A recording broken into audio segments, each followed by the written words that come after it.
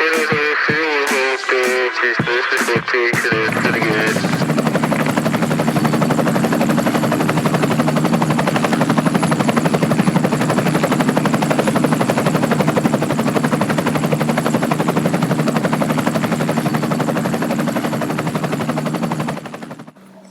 to the Red Med podcast, Rescue, Expedition and Disaster Medicine, where we provide a platform for healthcare professionals working in or aspiring to join rescue, expedition and disaster response teams.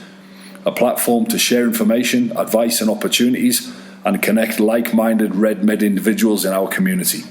Good afternoon and welcome to episode 31 of the Red Med podcast, Rescue, Expedition and Disaster Medicine.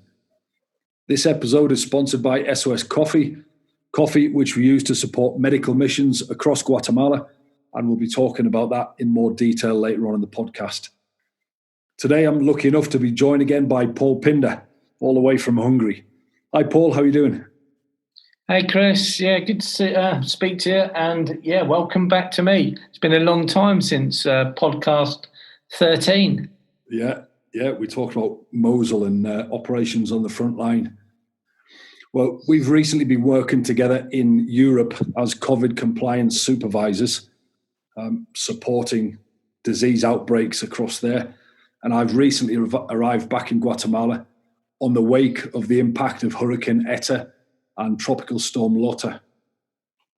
As you'll know from previous podcasts, Guatemala's population in certain areas is already vulnerable to the impacts of natural disasters, principally due to poverty, deforestation, and limited access to healthcare in rural areas. So, talking about that, Chris, so obviously it's terrible what's been happening there, but how has the COVID-19 impacted that even more so now? Yeah, good point. Obviously, Guatemala in certain areas, certain geographical areas and communities was already vulnerable due to the poverty. That's been further compounded throughout the year by the COVID-19 epidemic with reduced access to healthcare, lack of willingness to seek healthcare. The informal economy has been devastated. Cross-regional trading has really ground to a halt. So people have suffered from a lack of ability to mobilize around and also reduced income to be able to seek and pay for healthcare. So they were already on the back foot before these tropical storms hit Guatemala over the last couple of weeks. Thinking about that, what you're saying, obviously the impact to the economy and everything, but what about the impact to the healthcare professionals that are working there that are trying to do this work as well as trying to sort out their own families as well as a national disaster? Yeah, I think frontline healthcare workers have been impacted in a similar way across the world, with increased working hours, constant pressure, constant stress, the worry, sometimes separation or isolation from families. But it's been particularly hard for some healthcare workers in tropical regions trying to do their job in high humidity and high temperatures with PPE on. As you know, that just further compounds the stress and complicates everything. Yeah. And then obviously they've got the hospitals and the medical centres and the facilities that they would used to be have access to may be overrun with COVID patients as well. So their resources are going to be stretched that they could reach back to as well. Yeah, absolutely. We did have hospitals purpose-built by the government specifically for COVID-19. But aside from expanding the availability of resources, most other healthcare facilities have been overwhelmed by cases of COVID. But also there's been kind of a resistance, if you like, to seeking healthcare.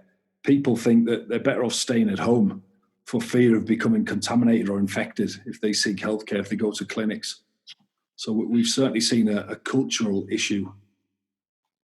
And I think that's everywhere, isn't it? Because it's so fluid, it's changing all the time. And to make decisions as healthcare professionals, there's a lot of research going into everything at the moment to make sure we're making the right calls, right judgments at the right times with the information that we're given, that we can make the best judgment for these people. Yeah, we've discussed this several times. It's one of the key elements or the core attributes of being a healthcare professional in this period is being humble enough to change your mind frequently as the evidence changes and the recommendations change, our practice changes, and what seemed to be the right thing to do last week is different this week. Yeah, that becomes hard. It's hard for some people to comprehend that things can change so rapidly because we don't know enough about COVID in these times to have a concrete evidence that we can work on for the other diseases that have happened throughout the years.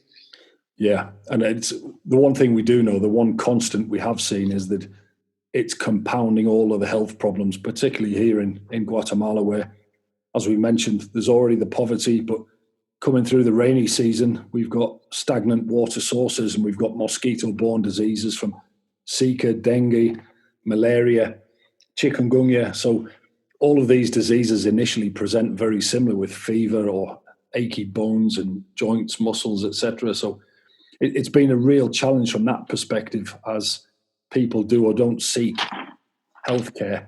And then when they do, the symptoms initially present very, very similar. So without testing, it's very challenging to manage.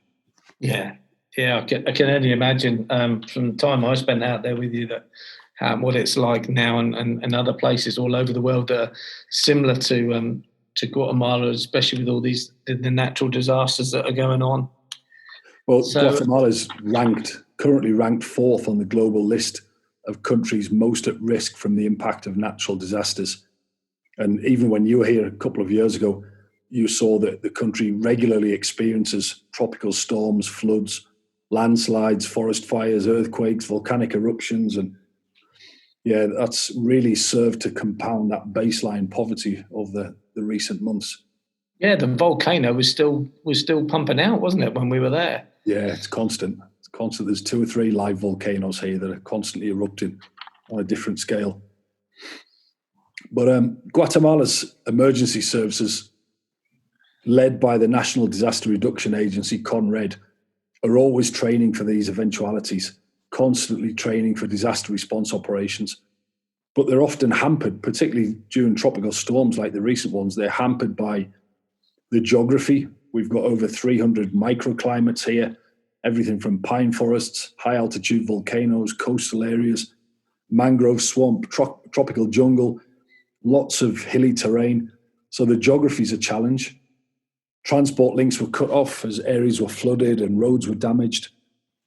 The wind and rain was preventing flights, whether it be international aid flights or rescue helicopters coming in to pluck people off the roofs. That was a challenge. And then services becoming overwhelmed, principally due to the lack of resilience in some communities where they were unable to look after themselves, they were unable to bounce back or self-rescue, and everybody needed some support. Yeah. What international support has Guatemala received for the latest issues they've had now? There's been a few teams have come in recently, and as I'll talk about in a bit, some very, very well prepared teams, which, unlike Haiti in the 2010 earthquake, where there was hundreds of thousands of dead and injured that were principally concentrated around urban areas following the 7.3 magnitude earthquake, Guatemala's victims were really spread across the country, particularly in the west and the southwest. Guatemala suffered from severe flooding, landslides, damage to the infrastructure, power, roads, etc. And unlike Haiti, we saw a massive fundraising effort and really unprecedented fundraising effort and disaster response. But following that massive response, there were stories and accusations of disaster tourism, ill-prepared first responders, and the response and recovery operations there were hampered by cholera, just as the operations here have been hampered by COVID-19. So I guess some of the lessons that come out of Haiti, and there were numerous, some of which we talk about on the RedMed course. Van Hoving, 2010, cited a lack of preparation and adapted care by first responders. Camacho et al. 2016 highlighted a lack of coordination with the lead healthcare agency, creating confusion and failing to direct the resources to where they were most needed. And then Bourne et al., as we've talked about before, stated there was a need for more robust disaster education for all first responders, particularly the civilian community, something which has been addressed over the years and something that we address further in the RedMed course. So whilst this disaster in Guatemala was on a different scale to Haiti, the key to mounting any safe and successful disaster operation is preparation. And Llewellyn 2017 highlighted in the WEM journal, Wilderness Environmental Medicine Journal, the symbiotic relationship between wilderness, operational, and tactical medicine. And the core elements of these areas, of these disciplines, if you like, really translate well across into disaster medicine. So you mentioned the response, the international response. Normally we just see an international response when the host country requests it, when it's almost like triage, when the amount of casualties overspill the national resources or the national capability. That's normally when the host nation will request outside support, and then teams will come in on a case-by-case basis based on the needs assessment and their attributes, if you like. So several teams came into Guatemala to support this effort, both the initial response and the subsequent recovery. And unlike the allegations following Haiti, the teams that came in this time into Guatemala were really, really well experienced and particularly well prepared. With language skills, most of the guys spoke Spanish. They had tremendous experience in disaster response and incident management. They brought their own communications. They brought their own water treatment equipment, filters, desalination plants. They had experience in primary care, emergency care. It was just phenomenal, really. And some key elements stand out. Primarily, they were self-sufficient, so they didn't become a drain on the available resources for the displaced persons. They had their own food, power, water. Immediately, they coordinated with local government and they supported the needs assessment team to say, hey, what's required? This is what we've got. This is where we see us slotting in and being able to help. And it was just impressive to see they could communicate with other first responders and patients and really get things done. That's definitely what's needed. Like you say, the lessons have looked like they've been learned now, and it is knowing the needs of what the country needs. You take the wrong equipment to the wrong place, and it's no good, is it? And it's a waste of resources. Knowing your patient demographics, what you're going into, but there's also going to be them surprises, isn't there? That some ones that will come up that you never thought were actually going to be in that environment. That will catch you. So you need to have your emergency and your primary. Yeah, exactly. That's a really important point there. And you need to conduct your research to understand the epidemiology and the geography and plan, select your team and your logistics accordingly. But there'll always be those surprises. And that really comes into play with your team selection. Have you got an experienced team? Are they able to improvise? Have they got the ability and the personal skills and the non-clinical skills and competencies to adapt to the environment?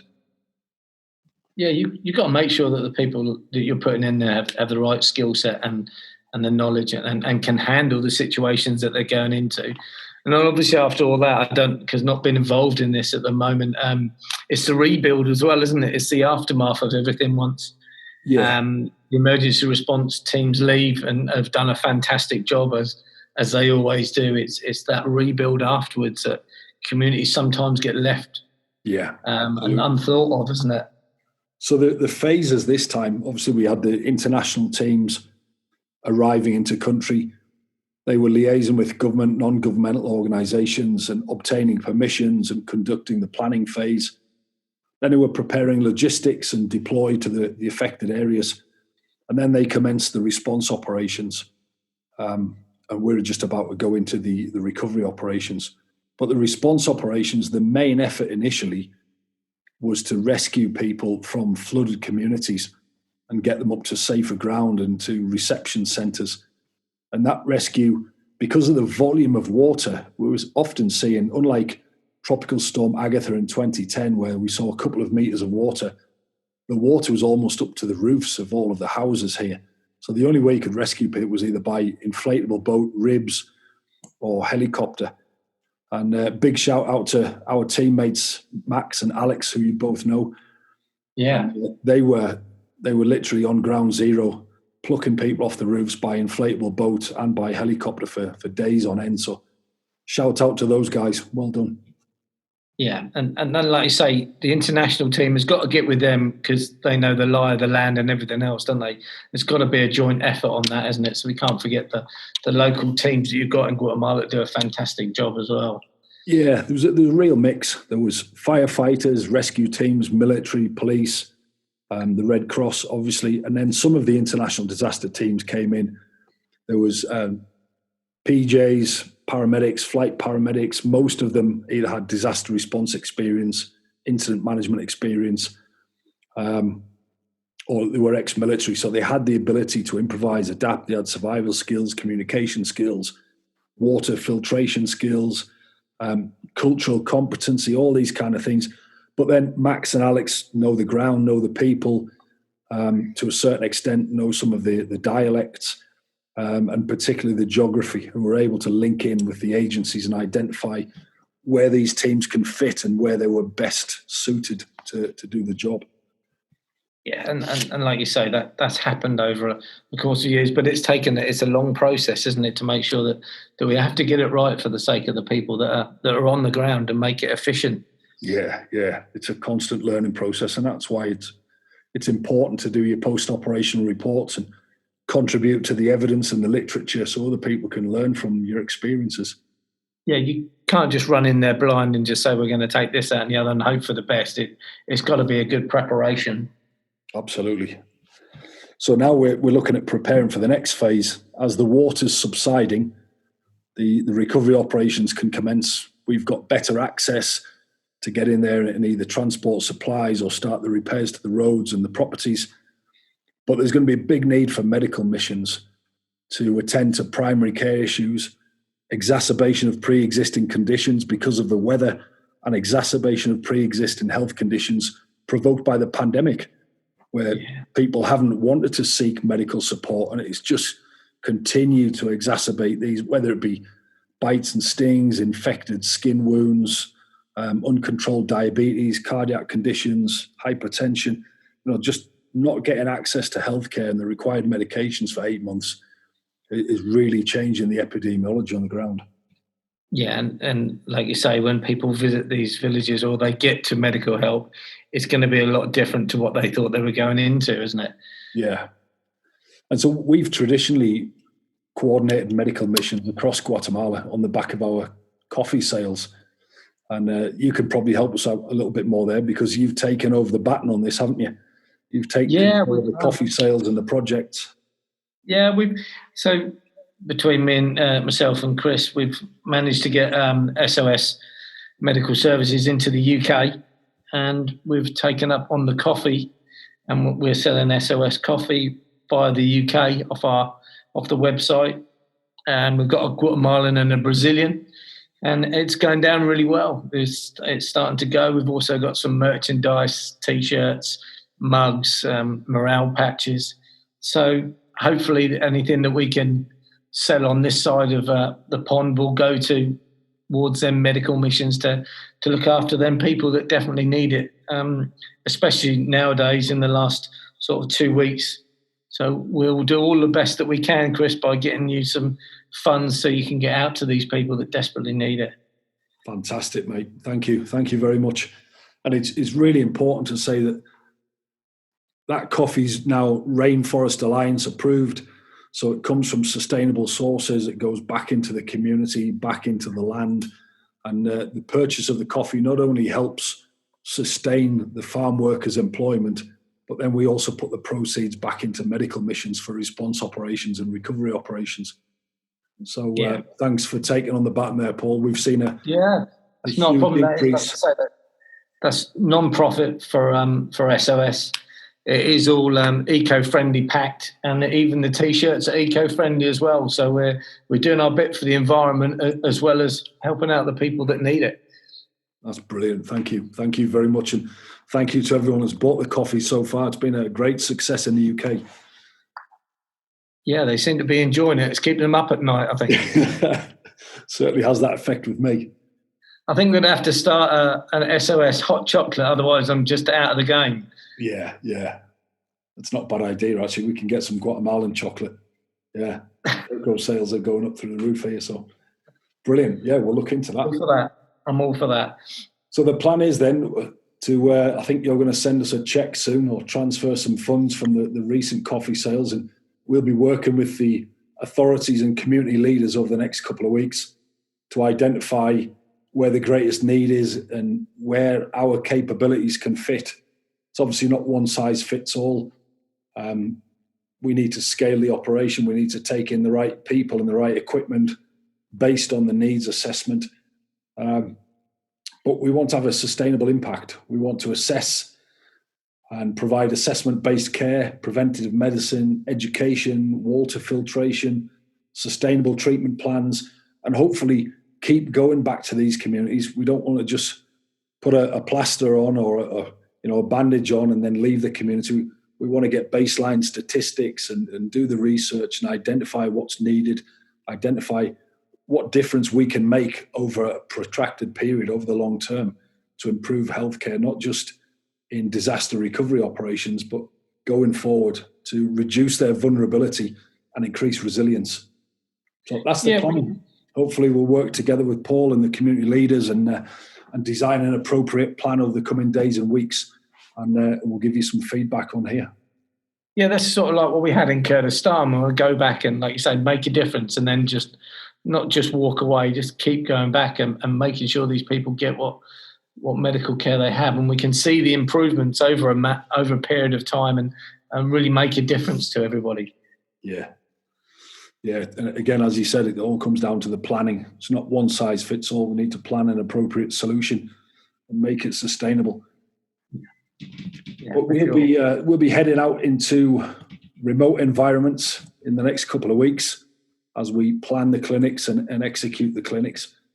But as rescue, expedition, disaster and rural practitioners, most of us are generalists. Most of us come from, whether it be hospital, urban or EMS environments, most of us are generalists. And whilst we're executing these roles, from time to time, we need to reach back to specialists to enhance our practice and to enhance patient outcomes. If we need some advice on delayed sequence intubation, if you haven't done it for a while, if you need some advice on tropical medicine or mosquito-borne illness, oral fecal diseases, waterborne illness, sometimes we need to reach out to a specialist. Telemedicine we've talked about in depth on episode 24, but one of the new tools that we've developed through the SOS and RedMed program is the Remote 24 Telemedicine and Diagnostics Kit. And that's something that we're fielding with all of our guys who operate in remote areas to give them that additional support and that additional reach back to specialist help. So, Paul, do you want to give us a little overview of what the Remote 24 is? Yeah, so this is probably, a year and a half worth of work, going backwards and forwards to make to get this up and running. We've trialled it in the jungle. We've trialled it at 6,500 meters in the Andes, and it's been all over the place, and it's given us some good results. Even the deepest, darkest depths of Suffolk, it's been trialled.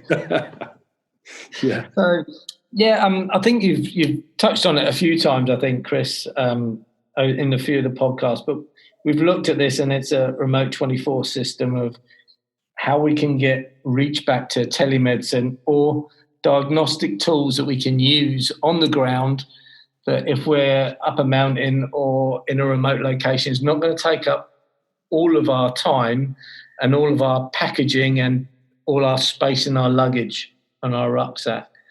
The way that the world is operating at the moment, things are getting smaller, technologies working in our favour mainly. So we've come up with the Remote 24 system. So contents will start from the iPhone, the smartphone of choice at the moment, if you like that. And most of our systems work with that. So it comes with an iPhone with a up-to-date protocols from the telemedicine side from SOS.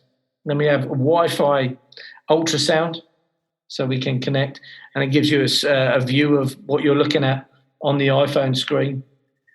We've got the 12-lead capability from a 4-lead plug-in straight into the iPhone. And also we'll have the option soon of going to 22-lead for a cardiac view, which is fantastic for the remote location. And this is a 4-lead adaptation to that. So that's your 12-lead machine that you'd lug around in the back of an ambulance is vastly reduced. So because we're remote, we're looking at recharging these if you're onto a long period of time. So we've got solar panel battery packs, which are the same size as an iPhone roughly. USB, USB-C, so charging facilities, and obviously the solar, which is a fantastic addition. And then we need to put these communications back to, say, the telemedicine ops room, and then we've got the Iridium Go satellite comms, which gives you a GPS system where you can pick up Wi-Fi and send these images back or information back to telemedicine, an ops center that gives you, that reach back and that reassurance on decisions on if you need to evacuate somebody urgently or you can hang on to them for 24 hours. There's a whole system in there which can go for insurance companies for the remote medicine and the clinician on the ground. Something that we never had, Chris, I think, in our time in Iraq and Afghanistan. We never really had a really good reach-back telemedicine system that we could rely on. Or diagnostics equipment. And I think, if you're looking at carrying a LifePak 15 and whatever that weighs, 15, 20, 25 pounds versus the 2 ounces that we've got today, just a cable that attaches to the iPhone, the capability to be able to diagnose, rule in, rule out an MI, pericarditis, or any other issues that you can either treat on site or can justify your evacuation decisions. I think they're worth the weight in gold. Yeah. The POCUS, just absolutely fantastic, whether it be for trauma to identify intra-abdominal bleeding, cardiac tamponade, tension pneumothorax, high altitude pulmonary edema, COVID-19 is just absolutely incredible, given that it fits in your pocket, or in our case, in a robust Peli case. And then you can use the Iridium Go sort of portable Wi-Fi messaging system, if you like, to through asynchronous telemedicine, sending images back. So you can send your ultrasound images back or the 12-lead ECG back via that, or you can have synchronous conversations, satellite conversations through the same iPhone on the back of the Wi-Fi. It's just absolutely incredible for triage decisions in disaster areas, or to justify or not very expensive aeromedical evacuations from remote areas. So it can save you money, it can save lives, it can enhance practice in remote areas, disaster response operations, and just gives you that little peace of mind. If you're a generalist, you're a good generalist, and you come across a problem that you maybe haven't experienced before or you're not particularly well versed in, then it gives you the confidence that you can reach out to somebody else and they can have a good look at what you're seeing and provide appropriate advice. Yeah, for sure. And it's no bigger than an A4 size piece of paper and probably 100 mil deep, something like that, the case, and robust, waterproof, and it'll have all that sort of equipment in, which is definitely something that's I don't think is out there at the moment with anybody. Absolutely. It's robust, shockproof, waterproof, gives you lots of different dynamic options for different environments. Slide under the seat of your car or go in the top lid of your rucksack. So look out for Remote 24. It'll be on the SOS website soon. www.sosmedicalservices.org and on our LinkedIn. Yeah, I mean, even these teams that have been flying down to you from various international countries, they can take that on board the plane and it's not going to cause any issues, and it's lockable and it's secure. And it can go as hand luggage. So there's not many places you can take that much equipment in such a small space without going over your baggage allowance. Yeah, that's the benefit. Some operations are helicopter borne where size and weight is an issue. Others, if you've got the luxury of being vehicle borne, you might have a little bit more space, but not a lot. And then if you're on foot, then you need to be able to carry this equipment and still be able to operate and not be fatigued through carrying excess weight. So this is just fantastic. It takes up very little space, extremely lightweight, accurate, German technology that syncs in with the iPhone and the Iridium Go. So absolutely fantastic. I mean, we're impressed by it, aren't we? So yeah, very impressed by it. So that'll be something to look out for. That's going to be for sale on all of our social media with the option of paying into a subscription service, so you can utilize our 24/7 medical ops room and get access to our medical direction team as well. If you're on board a ship or working as a lone expedition medic or on a humanitarian operation, security team in the middle of Afghanistan, then you can either use a diagnostics equipment and make decisions in the field, or you can reach back for further specialist advice and medical direction. So that's something we'll be promoting soon. Yeah. And I guess on news, aside from the coffee and Remote 24, we've launched the RedMed online course, Rescue Expedition and Disaster Medicine Online. That's now available on redmed.education, www.redmed.education. There's the online course, which is live now. And then the on-site course will be hopefully in May this year, or May next year, May 2021, in Guatemala, where we'll talk more about disaster response operations. Participants will coordinate and be involved in a medical mission. We'll get involved in search and rescue operations. We'll look at telemedicine, point of care ultrasound, infectious diseases. We'll go rafting. We'll climb a volcano, all sorts of good stuff to put it into context. And whether you choose the online or the on-site course, they're both eligible for form credits or Wilderness Medical Society Fellowship of the Academy of Wilderness Medical credits. If you're signed up as a form candidate, and for UK CPD credits. I think they get around 47 and 57 CPD or CME credits respectively for each course. Yeah, which is fantastic, Chris. Well done on that. That's a really good attribute. But we pushed it out earlier predominantly so people that are in lockdown or suffering from travel restrictions and the lack of available on-site courses can still keep up their personal development and still develop their portfolios and prepare for when the travel restrictions are lifted. It all helps with registrations and then preparation for travel to the next disaster or ready for the next expedition. Yeah, which is what we've got to be looking at, because there will come a time when things will ease, restrictions will be lifted, and things will go back to normal within the expedition world, and disasters will still go on that people will still need to respond to, and that the course will hopefully assist them in what they need to know going forward. Yeah, and they're ideal whether you're an experienced practitioner or you currently work in an urban environment. They're ideal to develop the health, safety, and the wilderness medicine concepts for rescue, expedition, disaster operations.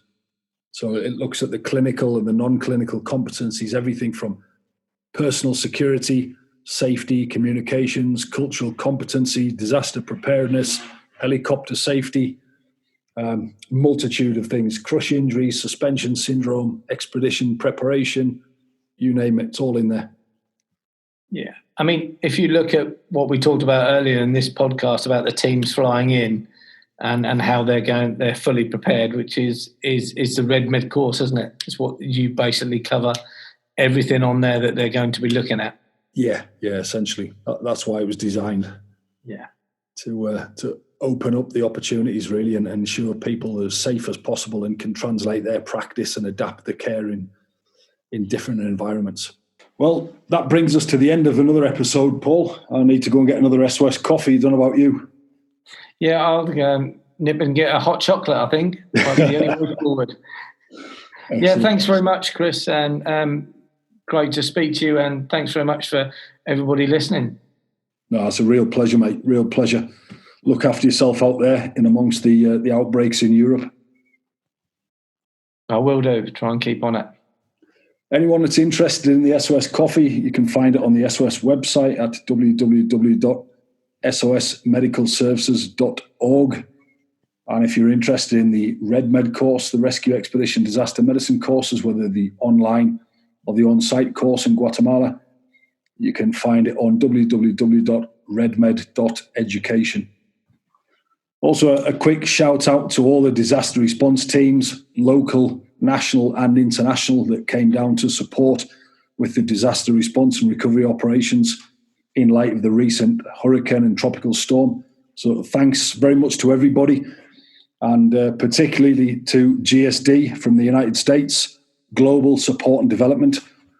They flew in, we hosted them in SOS, and then they went off to link in with the local authorities, and they did some great work supporting communities that had been cut off by the flooding up in the highlands and the affected areas. So thanks very much to GSD, Global Support and Development from the US. Brilliant work. Well done. Yeah, and hats off, very English saying, but hats off from me to everybody out there, Chris, all them supporting international. Thanks, mate. Thanks very much. Okay, everyone, wherever you are, whatever you're doing, take care, stay safe until next time. Thanks a lot. Cheers, Chris. Thanks, Bye, guys. Bye-bye.